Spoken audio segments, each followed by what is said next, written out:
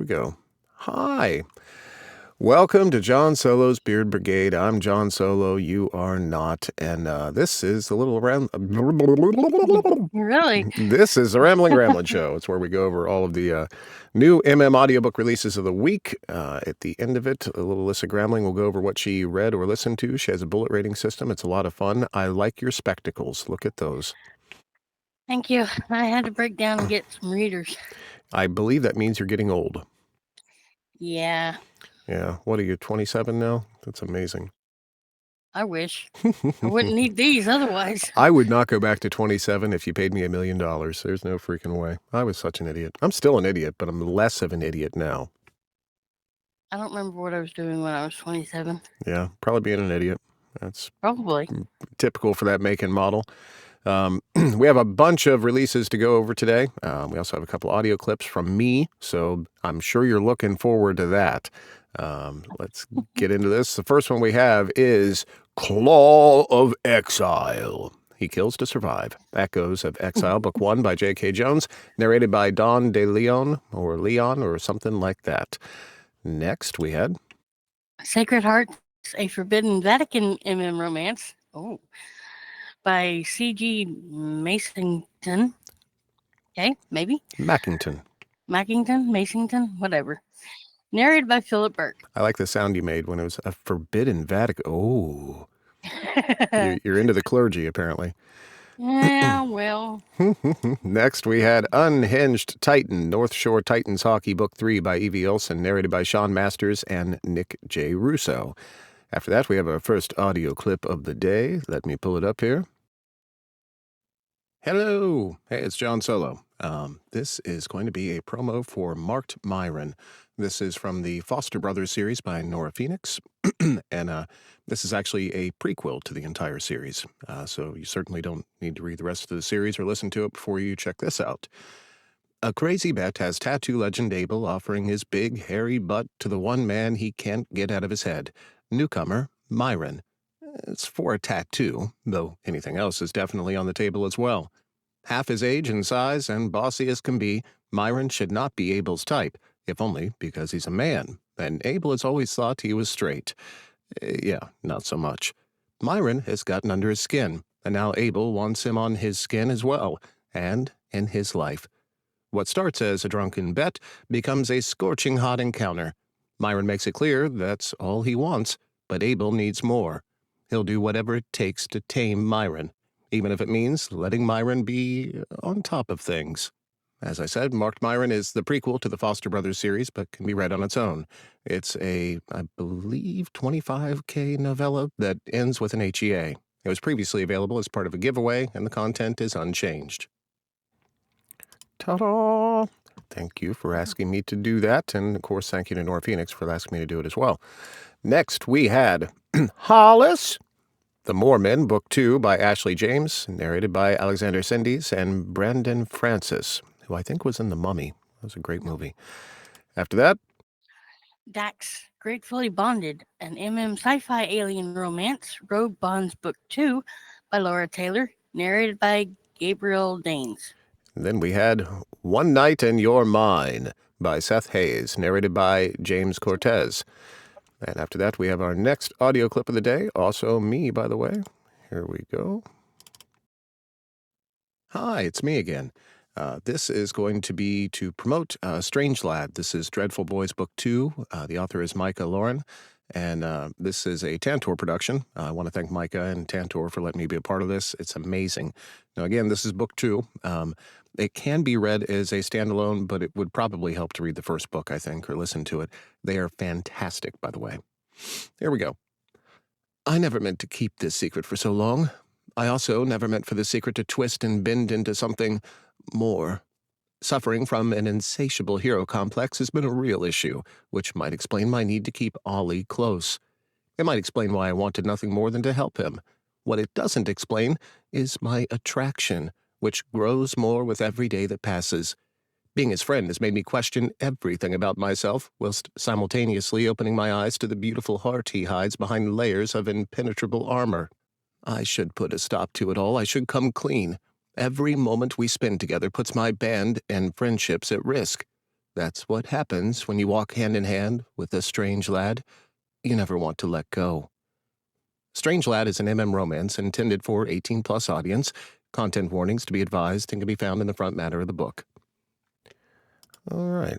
That, by the way. Isn't that one like the best friend's brother or something like that?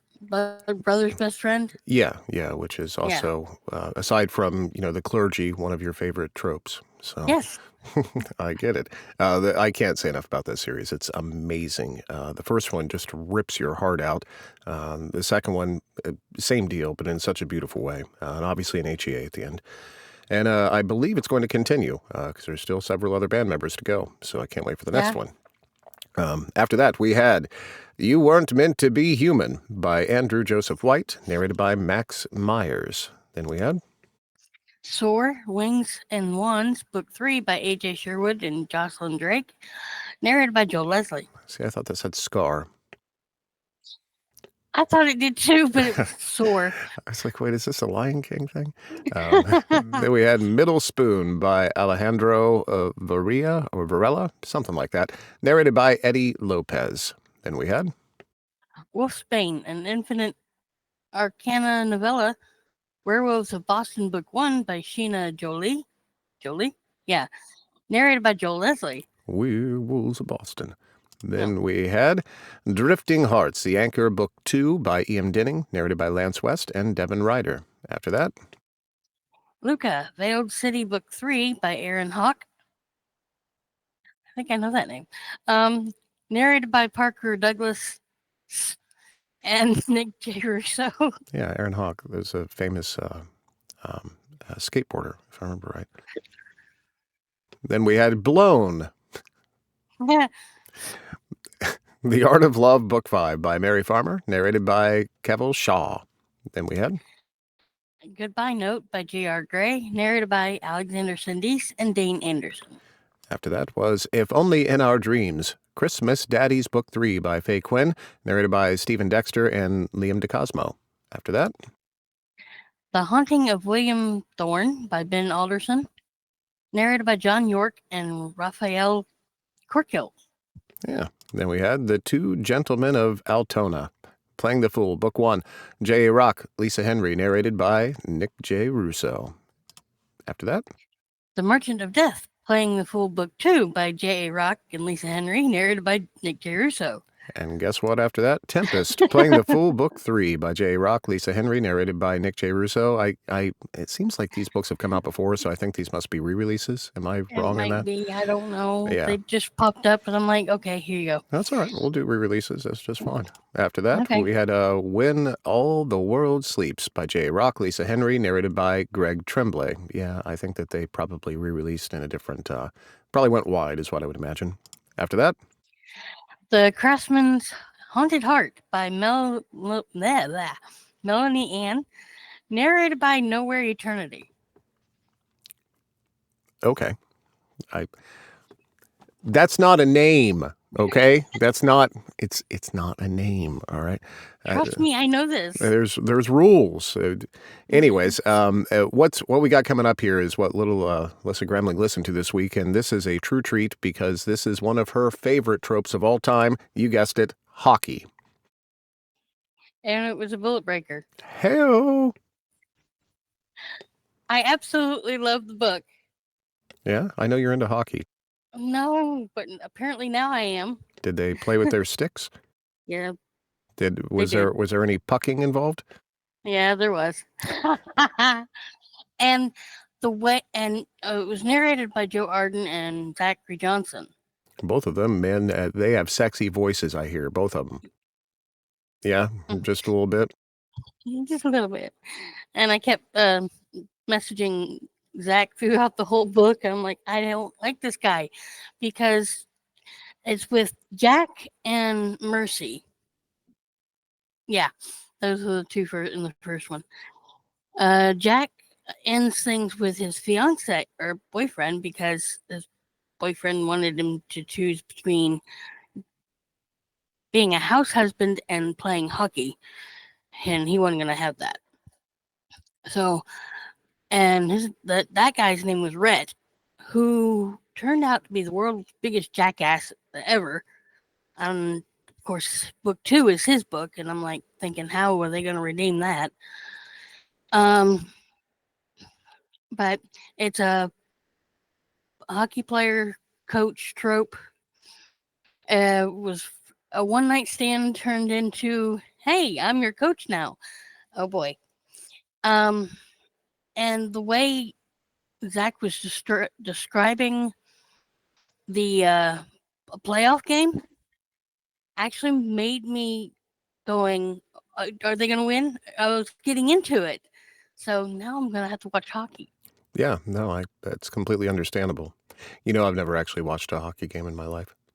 Neither have I. There's a lot of But people that are into yeah, it. I have nothing against it, just never seen it. and the audio for book 2 comes out, I think, next week. And I've already read it. And I love that one too. So Nice. Well, thank you for putting this together. I'm glad you had a bullet breaker this week. No wonder your vision is a little gone now, and maybe you can't walk I don't know. So, no. join us again next week for yet another. We'll see what physical traits Lisa loses next week. It'll be fantastic.